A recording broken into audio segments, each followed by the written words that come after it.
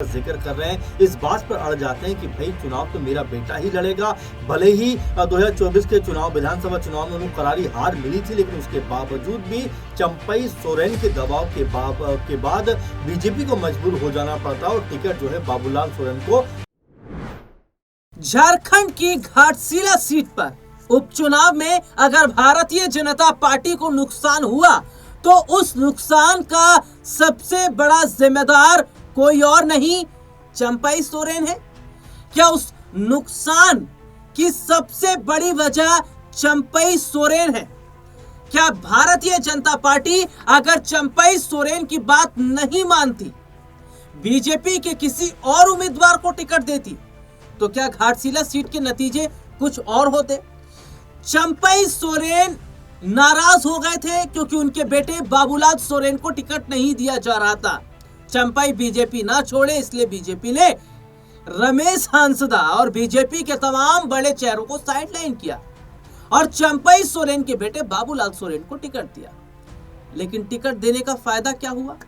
चुनाव तो बाबूलाल हार गए और जेएमएम ने परचम लहराया। सोमेश सोरेन ने बड़ी जीत हासिल की, वो भी बड़ी जीत, कई हजार वोटों से। तो ऐसे में माना जा रहा है कि क्या अब भारतीय जनता पार्टी चंपई सोरेन को, उनके बेटे बाबूलाल सोरेन को बाहर का रास्ता दिखा सकती है?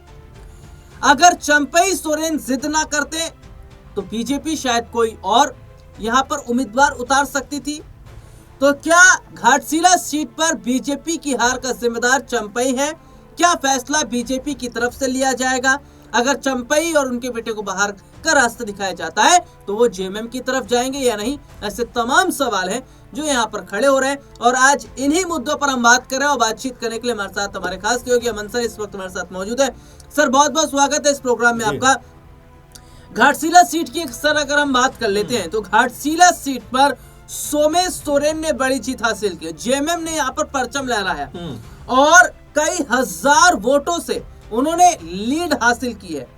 और भारतीय जनता पार्टी ये सोचकर बैठी थी कि चंपई सोरेन जो कि यहाँ के पुराने चेहरे हैं, बाबूलाल सोरेन यहाँ के पुराने चेहरे हैं, तो चंपई सोरेन के बेटे भी हैं, तो बेटे के हिसाब से टिकट दिया तो शायद हो सकता, वो नहीं लग रहा था कि फायदा होगा।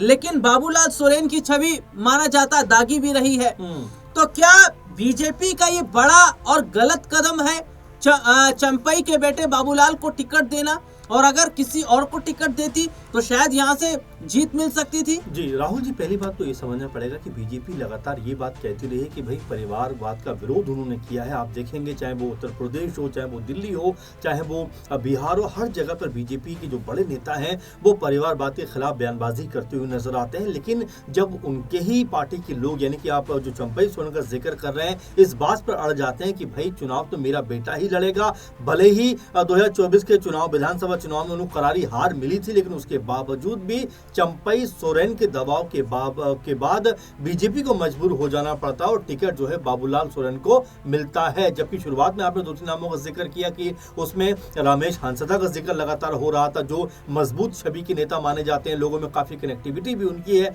इसके अलावा डॉक्टर सुनीता जो कह सकते हैं कि लोगों के बीच में रहती हैं, सेवा करती हैं लोगों की, और बहुत ज्यादा लोग उनसे भी जुड़े हैं, उनका नाम भी निकलकर सामने आता है। अर्जुन मुंडा की पत्नी का नाम निकलकर सामने आता है। लेकिन इन सब नामों को दरकिनार करते हुए बीजेपी चंपई सोरेन के दबाव में आ जाती है और बाबूलाल सोरेन को टिकट देती हुई नजर आती है। लेकिन जब परिणाम सामने आते हैं राहुल जी, तो यहाँ पर सोमेश सोरेन जो है जबरदस्त जीत दर्ज करते हुए नजर आते हैं, या ये भी कह सकते हैं एक तरफा जीत दर्ज करते हुए दिखाई देते हैं। और यहाँ पर बीजेपी को एक बार फिर से अब मुंह की खानी पड़ती है। तो ये तमाम ऐसी वजह हैं जिसको लेकर अब ये सवाल भी उठ रहे हैं कि क्या चंपई सोरेन बीजेपी के लिए कहीं जो परेशानी का सबब बन रहा है। आप देखिए, जब उनको बीजेपी में शामिल किया गया था तो ये दावे किए जा रहे थे कि भाई चंपई सोरेन के आने के बाद जो 28-29 सीटें आदिवासी बहुल इलाकों में आती हैं, उसमें से लगभग बीजेपी 20 से 25 सीटें जीतती हुई नजर आएगी और इस बार आसानी के साथ में बीजेपी झारखंड के अंदर सरकार बना लेगी। लेकिन जब परिणाम राहुल जी सामने आते हैं, हम लोग डिस्कस भी उसके ऊपर कर रहे थे, प्रोग्राम भी हम लोगों ने किए थे,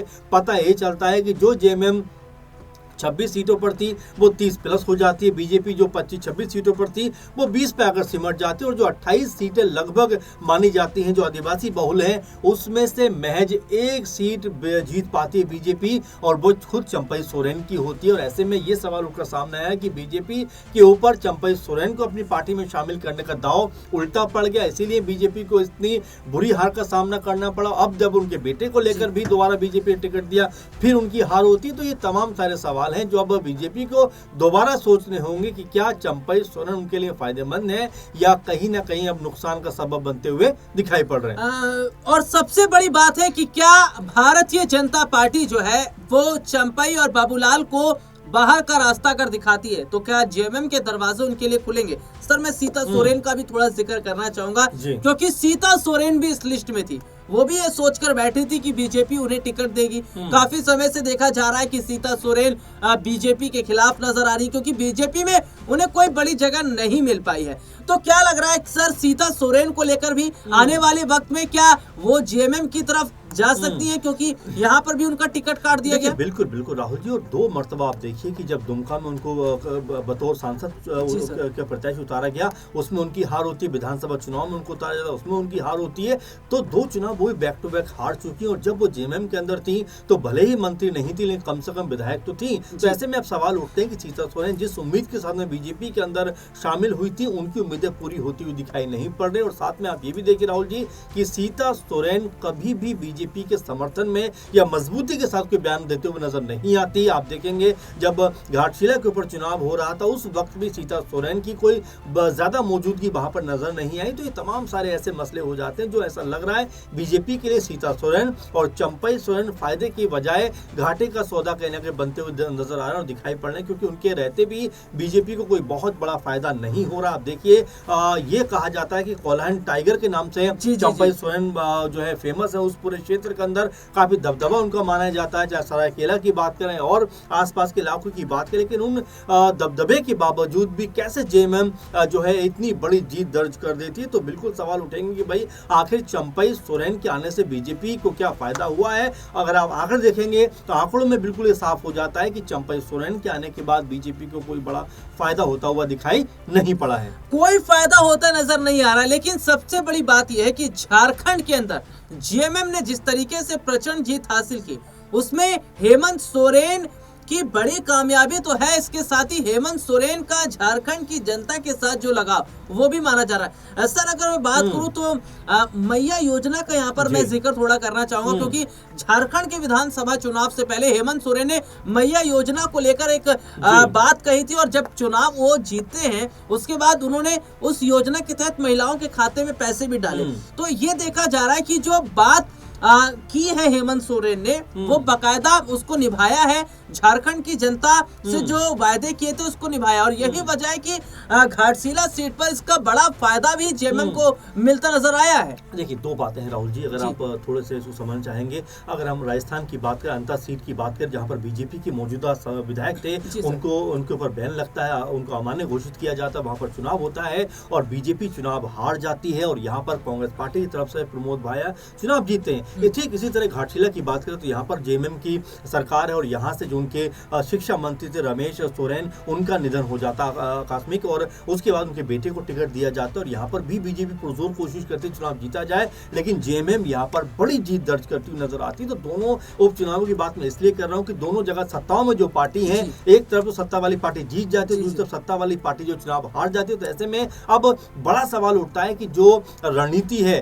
क्या उसमें कहीं कोई चूक है, जो कह सकते हैं कि समीकरण बनाए जाने चाहिए थे, जो एक बिसात बिछाई जानी चाहिए थी, क्या उसमें कोई कमी है और क्या इसका सबसे बड़ा जो अब मोहरा बनने वाले हैं वो चंपई सोरेन बनने वाले हैं, क्योंकि उन्होंने शुरुआत से घोषित कर दिया था कि भाई घाटशिला से तो मेरा बेटा ही चुनाव लड़ेगा। और देखिए लगातार 24 और 25 में 2 बड़ी हार होने के बाद क्या बीजेपी को अब ये समझ में आएगा कि परिवारवाद की जो विरोध करते थे अब वही परिवारवाद उनके लिए खतरे का सबब बन रहा है। तो तमाम सारे पहलू ऐसे, लेकिन हाँ इसमें ये जरूर कहना पड़ेगा राहुल जी कि चंपई सोरेन को लेकर बीजेपी जो बड़ा ख्याली पुलाव बना रही थी, ये सोच रही थी कि उनके आने के बाद बीजेपी मजबूत झारखंड में हो जाएगी, अब उनको समझ में शायद ये आ रहा होगा कि चंपई सोरेन के बाद मजबूत होने के बजाय बीजेपी कमजोर हुई है। तो झारखंड की घाटशिला सीट पर भारतीय जनता पार्टी की हार की वजह चंपई सोरेन है, उनके बेटे बाबूलाल सोरेन है।